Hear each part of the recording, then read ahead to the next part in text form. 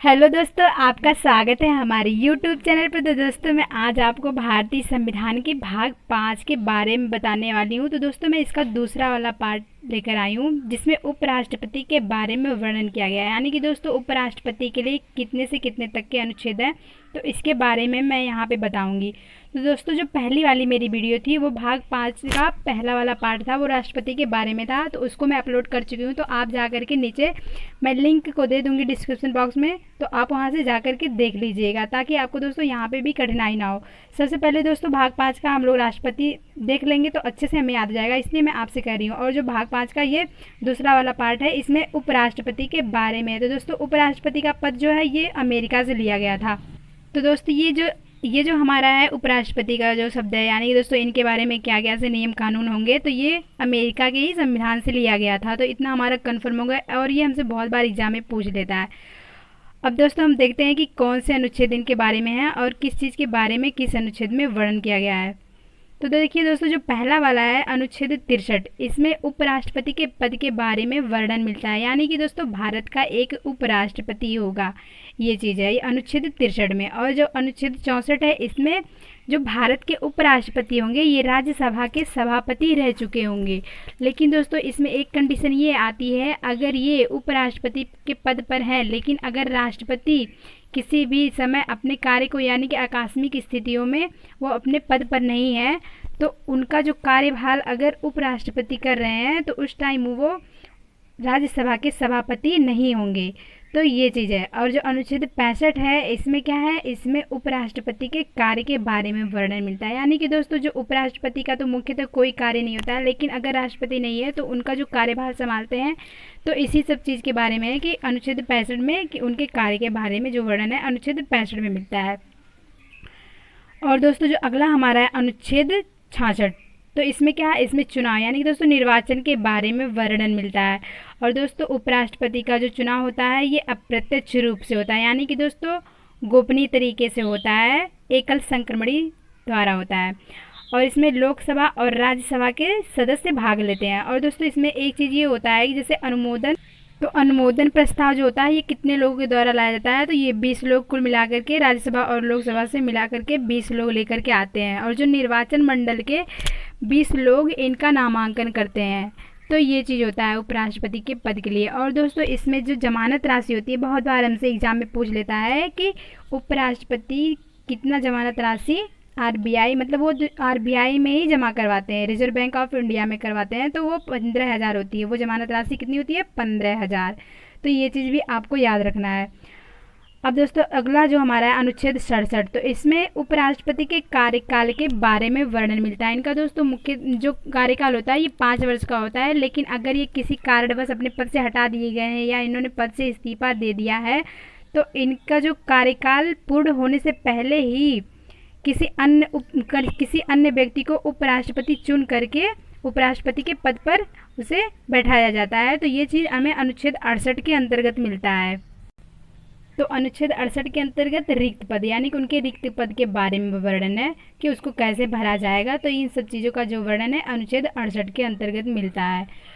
और जो अनुच्छेद 69 है दोस्तों, इसमें उपराष्ट्रपति के शपथ के बारे में वर्णन मिलता है। और दोस्तों, उपराष्ट्रपति को शपथ कौन दिलाता है, राष्ट्रपति दिलाते हैं। अगर दोस्तों राष्ट्रपति उस टाइम पे नहीं है तो उन्होंने जिस विशेष व्यक्ति को नियुक्त किया होगा तो वो उपराष्ट्रपति को शपथ दिलाएंगे, ये भी कंडीशन है। तो दोस्तों, यहाँ पे जो छोटी छोटी पॉइंट में लिखी हुई ये भी बहुत ही इंपॉर्टेंट है, तो आप इसे याद करते चलिए।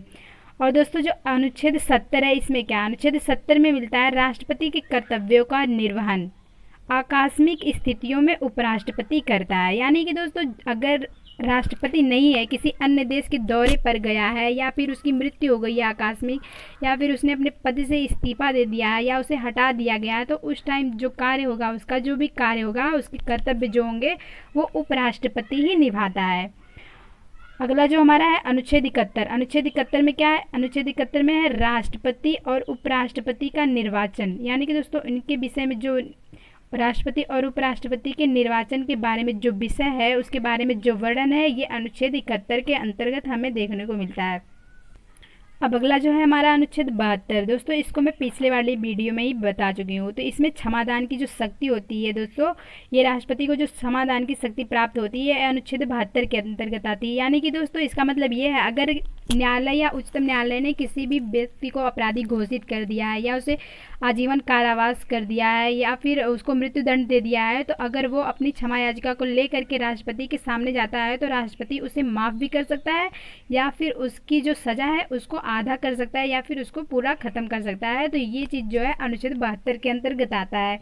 और एक चीज़ और दोस्तों इसमें है, जैसे कि सेना वगैरह में भी कुछ अपराध हो जाते हैं तो उसको क्षमादान की शक्ति जो होती है, ये सब चीज़ जो है, ये सब जो विषय है ये अनुच्छेद 72 के ही अंतर्गत आते हैं। ये राष्ट्रपति उसे क्षमा कर सकता है।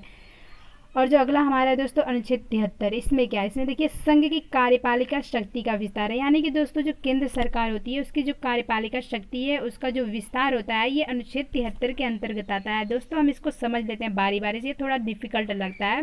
देखिए इसमें जो अनुच्छेद 73 है इसमें क ख ग 3 पॉइंट आते हैं। तो अनुच्छेद 73 का के अंतर्गत जो आता है वो इसमें ये है कि अगर भारत सरकार, यानी कि दोस्तों जो संसद होती है, जो संसद होगी जिसमें मतलब कि वो जिस सीमा तक कानून का निर्माण कर सकती है, भारत सरकार भी उसी सीमा तक उसे पारित कराने का हक, मतलब उसको पारित कराने का हक उसे है।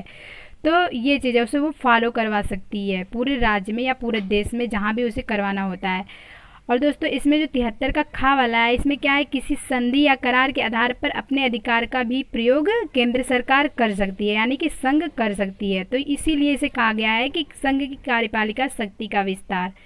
और जो अनुच्छेद 73 का गा वाला दोस्तों पॉइंट है, ये क्या है, इसमें संसद द्वारा बनाई गई जो शक्ति होती है दोस्तों, उसका जो विस्तार होता है वो राज्य सूची के समानता नहीं आना चाहिए। यानी कि जो संसद अपनी जो भी विषय पर जो भी उसकी विषय सूची है उस पर जो भी कानून बना रही है वो राज्य सरकार के अंतर्गत नहीं आना चाहिए, तो उसमें वो हस्तक्षेप नहीं करेगा। लेकिन दोस्तों अगर संधि या करार के आधार पर होता है तो केंद्र सरकार उस पर पूरा हस्तक्षेप करता है। और अगला जो हमारा है अनुच्छेद 62 दोस्तों, ये वाला पिछले वीडियो में ही मुझे बताना चाहिए था, लेकिन कोई बात नहीं। यहाँ पे जो अनुच्छेद 63 से लेकर के 73 तक मैं बताई हूँ। और जो अनुच्छेद 62 है इसमें है राष्ट्रपति पद पर व्यक्ति को भरने के लिए जो निर्वाचन होगा उसकी समय और रीतियाँ, यानी कि उसका जो समय होगा और उसमें जो प्रक्रिया होगी उसके बारे में जो वर्णन मिलता है अनुच्छेद 62 के अंतर्गत मिलता है दोस्तों।